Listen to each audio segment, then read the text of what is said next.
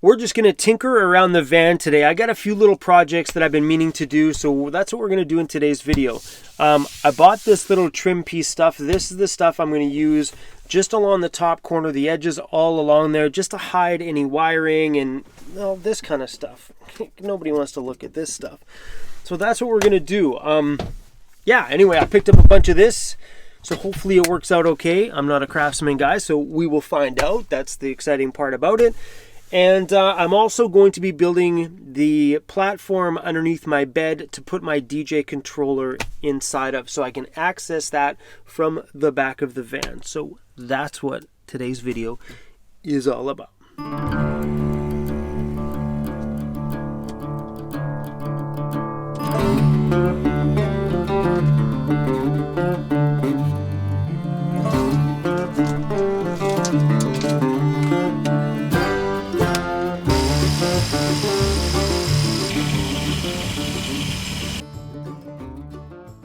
What we're using for tools today is a jigsaw and a cordless drill. Both of these are extremely affordable pieces. I think I paid 50 bucks for this one. A subscriber had sent me this one, and I looked it up online. These go for about the same thing, about 50 or 60 bucks. Super handy if you're working around in the van and you just need a quick little power tool. I only have one battery, so if you plan on doing lots of projects in your van, probably a good idea to get a second one.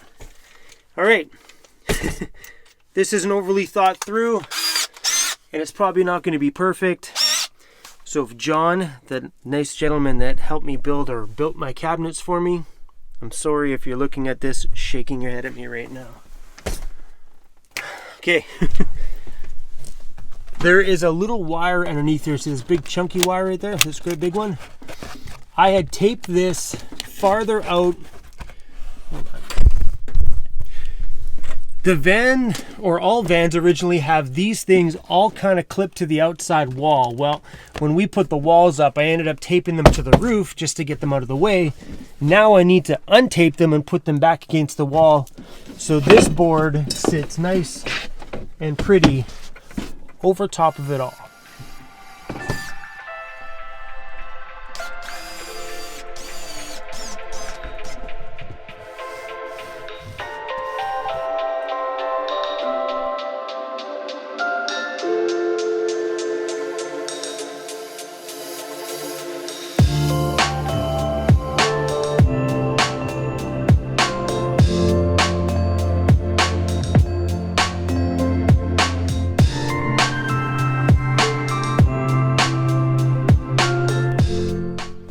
I started out with drilling a pilot hole, and then they broke on my second one. So I'm like, you know what, hold on a second. Let me just try driving this straight up sheet metal screw in there and see if it goes in. It went straight in, no problems at all. One thing I do like about this is that they're easy to remove. It's 1, 2, 3, 4, 5 screws, and I can take it down and get access to any wiring that's in there, or run new wiring if things ever happen to happen. All right, so next thing we got to do, we got to trim out this side. Not too sure what I'm going to do with that one quite yet because my speaker's there. And figure out how to box in around the back there, right around that section. It's got some little weird things, so we'll see how this goes.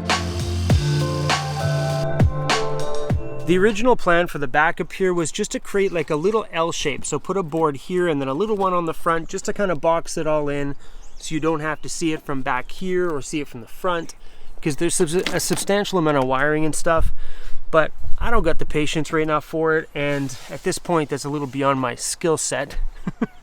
So what I did is I took this little board and I carved the edges down on either end, and I'm going to wedge it just right in here so it looks pretty from the front, not so nice from the back. Okay. So right up in there. It's not the greatest edge on that inside edge, but I'm going to push it all up in there, keep it as level as I can, all the way across. So it'll look good from the front side, just not so hot from the back side of the van. But I'm sure I'll fix that up a little later on. For now, I just don't got the patience for it. So yeah, this is all said and done. We're just going to screw this one in, and we got the back and the side done.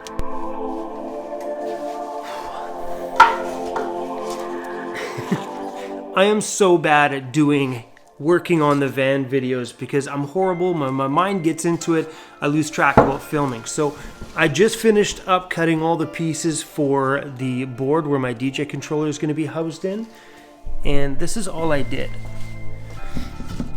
Created a little box on the front side so it'll be mounted just like this onto my bed frame. So my DJ controller will slide in from the front side. Simple as that.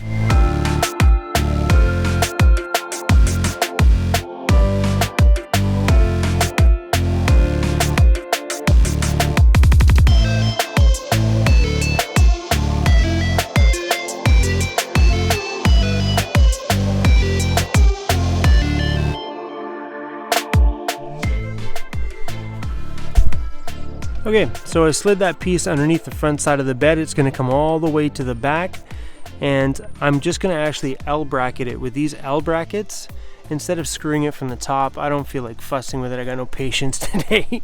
So I marked it at about 5 inches. I'm going to pop an L bracket in right there, and then I'm just going to screw it to the bottom of that thing. I'm going to leave a little bit of space on the top as well because I'd like to put up some foam and stuff in there. So I think this should work out pretty good. Let's get that thing screwed in.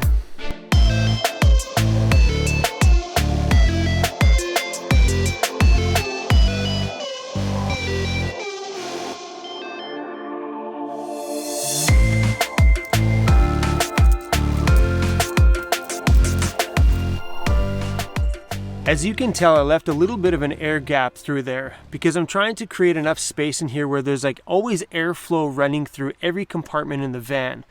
And how I decided to secure this was a long time ago. I used to have these little eye hooks back there in the corner, and I had one of these running across here to keep the bins from sliding backwards. That was before I got these. So all I did today was I drilled a screw through there, and I'm going to put that up on top of there. That should hold my DJ controller in place. Let's slide the controller in there.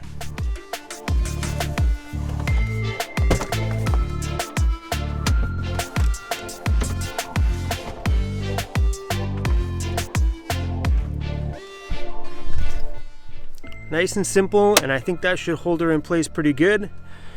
One of these days I'm going to get around and painting all this stuff, but for now, you know, it's all good. My reasoning behind leaving a little bit of an air gap is, well, a few reasons. One is because I have holes on the top of my bed frame and I don't want to like start caging things off like that. So having that airflow is going to allow flow from the front or the back of the van. So when the back doors open, fresh air can go through, front doors open, fresh air can come backwards. And I don't know, I get this thing with airflow. I think if things are a little bit away from the wall and things aren't boxed in and caged in and there's always constant fresh air being able to circulate through your entire van, it's going to cut down on all the moisture problems that people do have. So having that there, I think is going to work out pretty damn good. And here comes Daniel. He got stuck up the street. They haven't plowed the street here and it's pretty rough. As you guys can clearly tell, they haven't plowed this street, and Daniel's up there doing the neighborly thing with the snow plow, helping some people get unstuck. Let's go film it. That plow is a beast.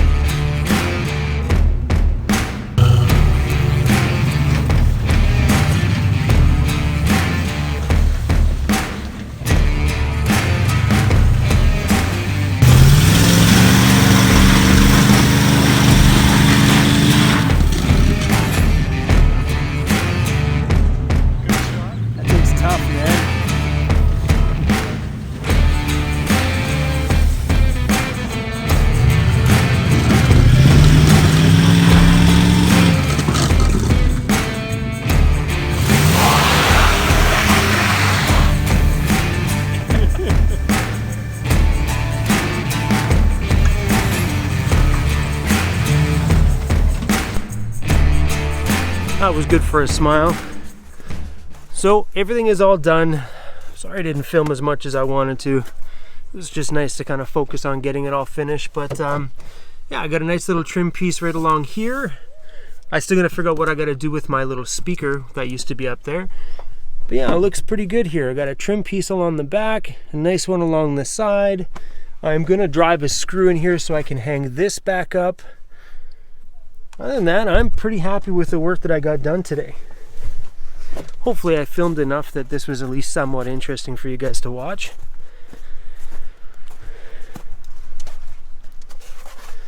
My controller's now tucked up and out of the way, which I feel really, really good about. And what I might do down here is I might try and find myself some little storage bins that fit nicely in there that I can throw some little things inside there, rags, things I need access to. It'd be nice, especially for this time of year, to do a little bin of like salt or kitty litter that I could spread around just in case I get stuck. Little things like that that you would normally put in the garage of your van. All right, all said and done. I'm pretty happy with this. Anyway, guys, thanks for watching. So there's my Bluetooth speaker. Thanks for watching. Like, comment, subscribe. Come on over and visit us on Patreon if you guys would like. They know what we're doing all the time, every day. So, all right, no fancy ending. See you guys later.